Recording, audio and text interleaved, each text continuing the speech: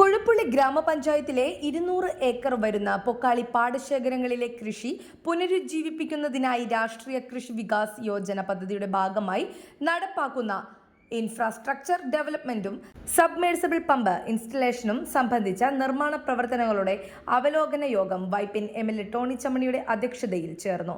പദ്ധതി നിർവഹണവുമായി ബന്ധപ്പെട്ട സാങ്കേതിക തടസ്സങ്ങൾ പരിഹരിക്കുന്നതിനുള്ള നടപടികൾ യോഗത്തിൽ വിലയിരുത്തി. നിർമ്മാണ പ്രവർത്തനങ്ങളുടെ ഉദ്ഘാടനം ജൂലൈ 28 രാവിലെ 10 മണിക്ക് കൊഴുപ്പുള്ളി രാമവർമ്മ കനാലിന് സമീപം നടത്താൻ യോഗം തീരുമാനിച്ചു.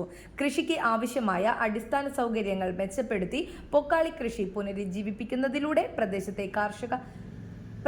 കാർഷിക മേഖലയ്ക്ക് പുതിയ ഉണർവ് നൽകാൻ പദ്ധതി സഹായകരമാകുമെന്ന് MLA അഭിപ്രായപ്പെട്ടു.